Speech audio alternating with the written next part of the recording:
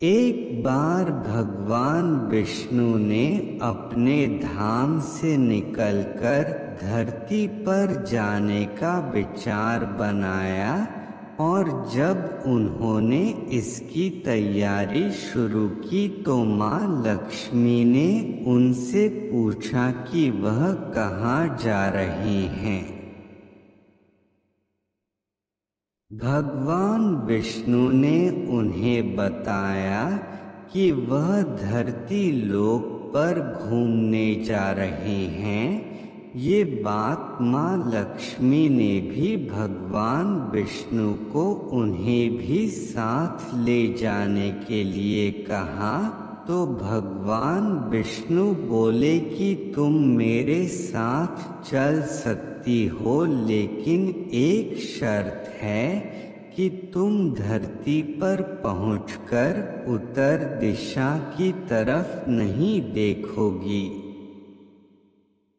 जानिए क्यों कहते हैं भगवान विष्णु को नारायण और हरि माँ लक्ष्मी ने शर्त मान ली और जैसे ही माँ लक्ष्मी और भगवान विष्णु धरती पर पहुँच तो सूर्यदेव उदय ही हुए थे और रात में हुई बारिश की वजह से आसपास का हरियाली की वजह से धरती काफी खूबसूरत नजर आ रही थी,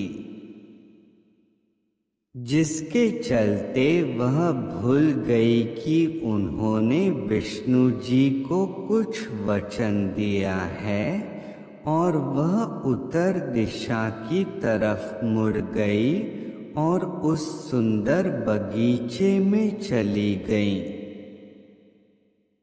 माँ लक्ष्मी को फूलों की भीनी भीनी खुशबू आ रही थी और वहां से माँ लक्ष्मी बिना सोचे एक फूल भी तोड़ लाई।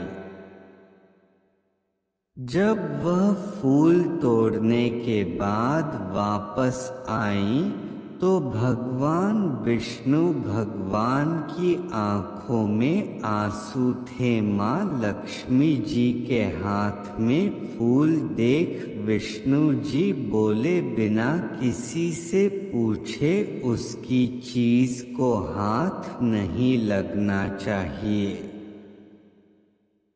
इसी के साथ अपने वचन को भी विष्णु जी ने याद दिलाया जिसे माँ लक्ष्मी भूल गई थी। माँ को अपनी गलती का एहसास हुआ और उन्होंने अपनी भूल के लिए क्षमा भी मांगी। भगवान विष्णु ने कहा कि तुमने गलती है और तुम्हें सजा अवश्य मिलेगी। जिस माली के खेत से तुम ये फूल बिना पूछे ले आई हो उस घर में अब तुम नौकर बनकर रहो। देवी लक्ष्मी के इस स्तव का जाप करने से घर में होगी धन की वर्षा। भगवान विष्णु के आदेश के अनुसार माँ लक्ष्मी उस माली के घर चली गई। माँ लक्ष्मी ने उस समय एक गरीब औरत का रूप धारण कर लिया था।